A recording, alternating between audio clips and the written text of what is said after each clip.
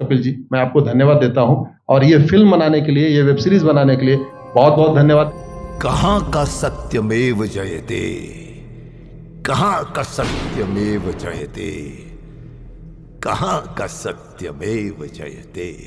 Supreme court के जजेस, high court के जजेस जरूर इसको देखें और आत्मचिंतन करें कि भारत की न्याय प्रणाली कहां पहुंच गई है।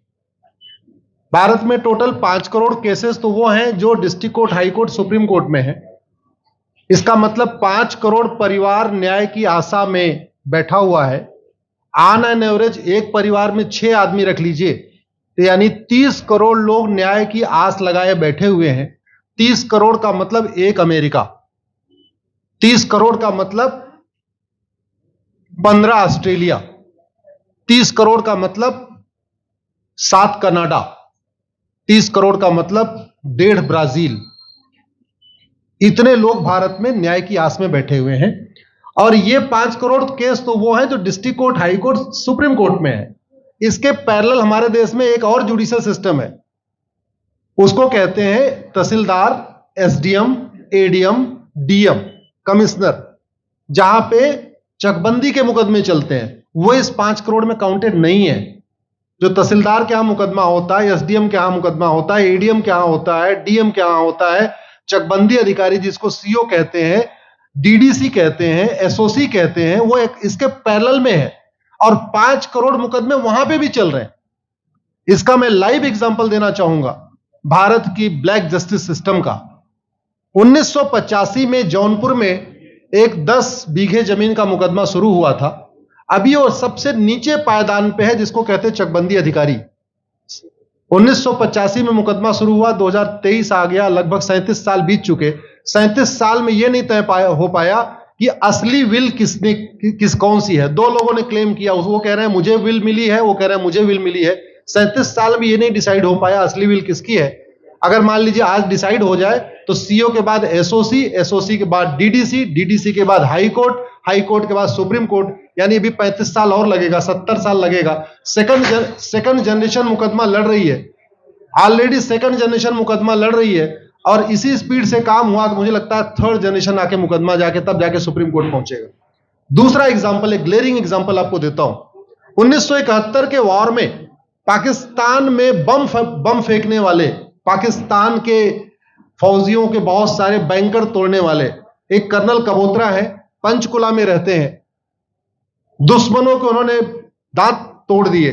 आज 2000 से उनके मकान पे किसी ने कब्जा किया हुआ है। 2023 आ चुका है, 23 साल में वो अपने मकान को नहीं छुड़ा पाए। अभी मामला पंचकुला की डिस्ट्रिक्ट कोर्ट में है, उसके बाद चंडीगढ़ हाई कोर्ट जाएगा, फिर सुप्रीम कोर्ट जाएगा। तो 23 साल में वो सबसे नीचे पायदान पे है। वास्तविकता यह है, अंग्रेज चले गए, अंग्रेजी कानून यहीं छोड़ गए, अंग्रेजी व्यवस्था यहीं छोड़ गए। यह व्यवस्था भारत में न्याय देने के लिए नहीं बनी थी। यह जो न्यायिक जुडिशियल सिस्टम था भारत में जो बनाया गया, वो केवल और केवल भारत को लूटने बांटने के लिए बनाया गया था।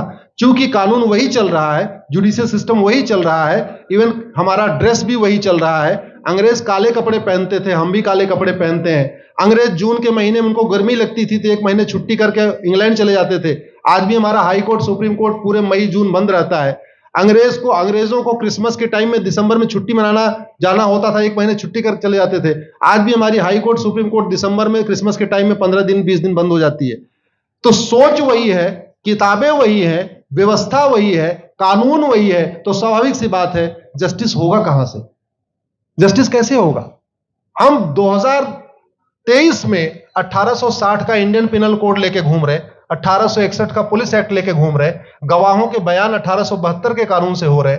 हमने सब कुछ वर्ल्ड क्लास कर लिया, लेकिन अपने जस्टिस सिस्टम को कंपेयर करने की कोशिश ही नहीं किया।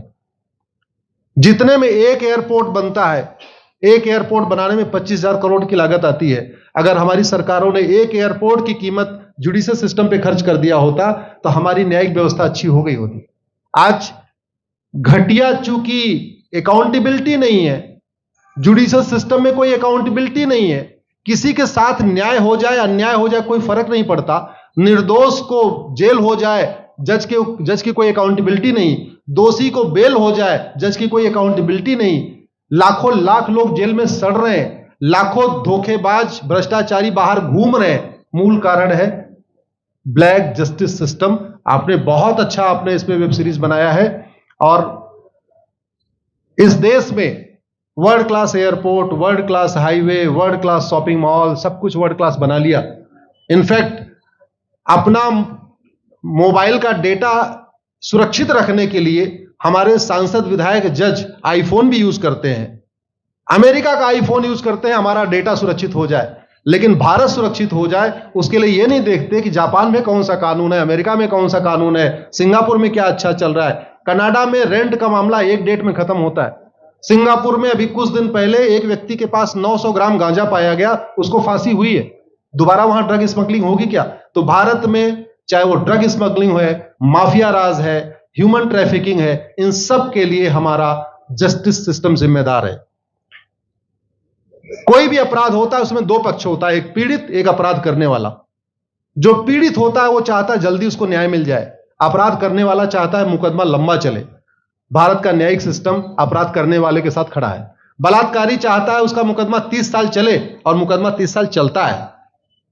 भू माफिया चाहता है कि गरीब की जमीन पे कब्जा कर ले, उसका मुकदमा 50 साल चले, और आज की डेट में मुकदमा 50 साल चल रहा है। इसका मतलब वर्तमान न्यायिक सिस्टम बलात्कारी के पक्ष में है, भू माफिया के पक्ष में है, ड्रग स्मगलर के पक्ष में है, ह्यूमन ट्रैफिकर के पक्ष में है, नक्सलियों के पक्ष में है, माओवादियों के पक्ष में है, जो लोग देश विरोधी काम कर रहे हैं उनके पक्ष में है।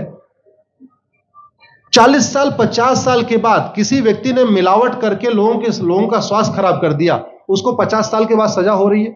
इस बीच उसने कम से कम पता नहीं कितने लोगों का और भी कर दिया। तो ये जो जस्टिस सिस्टम होता है दवा की तरीके काम करता है। जैसे दवा अच्छी होती है बीमारी तुरंत ठीक हो जाती है, अगर दवा घटिया होती है तो बीमारी बढ़ जाती है। दवा खाने के बाद शरीर एज इट इज नहीं रहता, या तो बीमारी ठीक होती है या तो बीमारी बढ़ती है। अगर कोई आदमी एक गांव में किसी के साथ कुछ गलत कर दे, उसको 6 महीने के अंदर सजा हो जाए, साल भर के अंदर हो जाए, दूसरा अपराध वहां नहीं होगा। लेकिन अगर उस व्यक्ति को पनिशमेंट नहीं मिला तो स्वाभाविक सी बात है उसने उसको और मोटिवेट कर दिया। कहते नहीं ऐसे बुखार है, तुरंत 2 गोली खाइए बुखार ठीक हो गया, लेकिन अगर आपने दवा नहीं खाई या गलत दवा खा लिया तो टाइफाइड होगा या निमोनिया होगा। दुर्भाग्यवश ये हमारा जस्टिस सिस्टम यही कर रहा है। आज की डेट में जितनी समस्याएं हैं, चाहे वो घूसखोरी है, जमाखोरी है, मिलावटखोरी है, कालाबाजारी है, नशा तस्करी है, मानव तस्करी है, सोना तस्करी है, ड्रग स्मगलिंग है, या नक्सलवाद है, या माओवाद है, या कट्टरवाद है, जो भी समस्याएं हैं, उसका एक बहुत बड़ा कारण यह है कि हमारा जस्टिस सिस्टम उसको टैकल नहीं कर पा रहा है, उसको पकड़ नहीं पा रहा है, और इसीलिए भारत में अराजकता है। मैं तो इतने जानता हूं, ऐसी कोई बीमारी नहीं जिसकी कोई दवाई नहीं, ऐसी कोई समस्या नहीं जिसका कोई समाधान नहीं। हम हर चीज के लिए बाहर से चीजें खरीदते हैं, तो हम ये क्यों नहीं देख रहे हैं कि आखिर चाइना का जस्टिस सिस्टम कैसा है, सिंगापुर का कैसा है, कनाडा का कैसा है, फ्रांस का कैसा है, और अमेरिका का कैसा है। हम क्यों नहीं बेस्ट प्रैक्टिसेस उनकी अडॉप्ट कर लेते। दुनिया के कई देशों ने नार्को पॉलीग्राफ ब्रेन मैपिंग कानून बना दिया।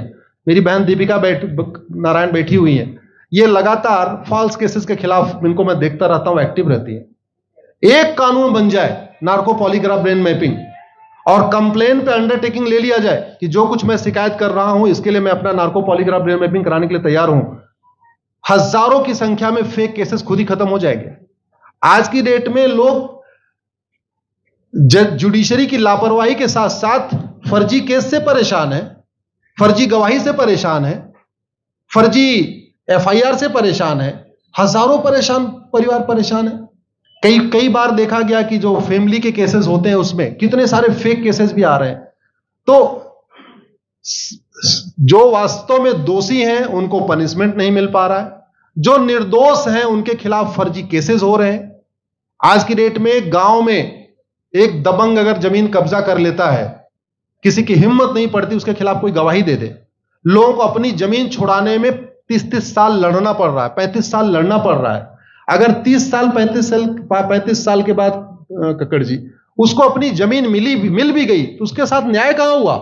35 साल में उसका टाइम बर्बाद हो गया, 35 साल में उसका पैसा बर्बाद हो गया, 35 साल वो मेंटल ट्रॉमा में रहा, 35 साल उसने तारीख पे तारीख झेली है। और मैं तो डिस्ट्रिक्ट कोर्ट में कई बार जाके देखा, ऐसे परिवारों को देखता हूं जिनके पास बस से आने के लिए पैसा नहीं है, साइकिल से आते हैं। ऐसे परिवारों को देखता हूं जो चाय नहीं पी सकते अपने पैसे से, बेचारे घर से रोटी बांध के और अचार लेके आते हैं, लेकिन वहां मजबूरी में वकील को पैसा देते हैं। तो हमारी कोर्ट कचहरी वास्तव में दलाली का अड्डा बन गया है।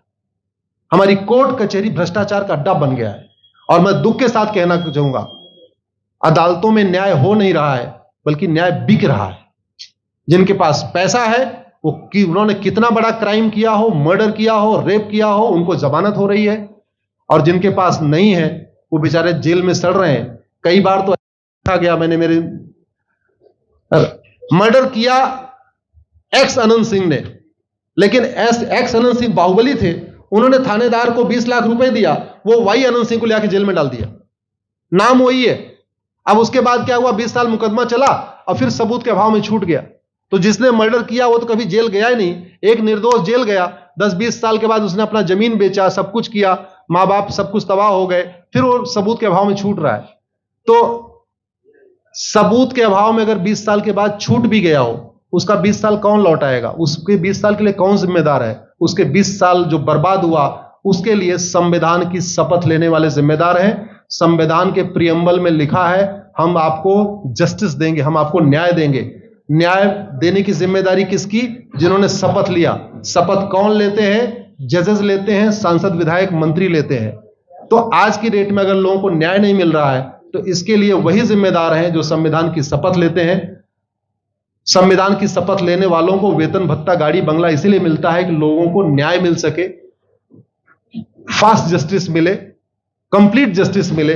अनफॉर्चुनेटली कंप्लीट जस्टिस मिलने में तो 50-60 साल लग जाता है, फास्ट जस्टिस तो सपना हो गया है। इसलिए आज आपने जो ये वेब सीरीज बनाई है, मैं आपको धन्यवाद देता हूं। एक ऐसे विषय पे जिसपे कोई टच नहीं करता, लेकिन जिससे करोड़ों लोग पीड़ित हैं।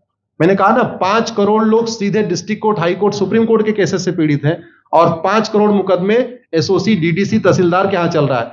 तो अगर 5 करोड़ से 30 करोड़ लोग इधर पीड़ित हैं, तो उधर भी पीड़ित है।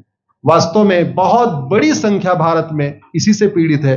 और अपराध, भ्रष्टाचार और जितनी भी अराजकता चल रही है, उसका मूल कारण भी यही है। जस्टिस सिस्टम अच्छा हो जाए, कानून सख्त हो जाए, कानून का खौफ पैदा हो जाए, न्यायपालिका का खौफ पैदा हो जाए, और ये थाने जो दलाली के अड्डे बन गए हैं, तहसील जो दलाली का अड्डा बन गया है, डिस्ट्रिक्ट कोर्ट जो कमीशन खोरी का अड्डा बन गया है, अगर इस पे कंट्रोल हो जाए, तो वास्तव में भारत में फिर से राम राज्य आ सकता है। अगर जुडिशियल सिस्टम अच्छा हो जाए, तो जो राम राज्य की कल्पना है, धर्म की जय हो, अधर्म का नाश हो, प्राणियों में सद्भावना हो, विश्व का कल्याण हो, मुझे लगता है उसको फिर से जीवित किया सकता है। आपने मुझे बुलाया कपिल जी, मैं आपको धन्यवाद देता हूं। और ये फिल्म बनाने के लिए, ये वेब सीरीज बनाने के लिए बहुत बहुत धन्यवाद देता रहता हूं। दीपिका जी लड़ती रहती हैं, इनको देखता रहता हूं।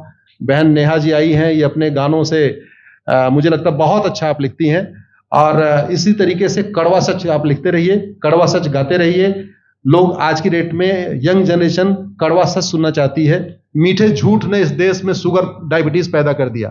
भारत केवल लोग डायबिटीज से नहीं पीड़ित हैं, बल्कि हमारी व्यवस्था को डायबिटीज हो चुका है। और उस डायबिटीज को दूर करने के लिए नेहा राठौर जैसी बहनें जो सही बात कह रही हैं, दीपिका जी सही बात कह रही हैं। आप लोग जो है बहुत अच्छा काम कर रहे हैं। और आपने, कक्कड़ साहब, आपने बनाया वेब सीरीज, आपको विशेष आभार, धन्यवाद देता हूं। यही निवेदन करता हूं, इस वेब सीरीज को ज्यादा से ज्यादा देखें।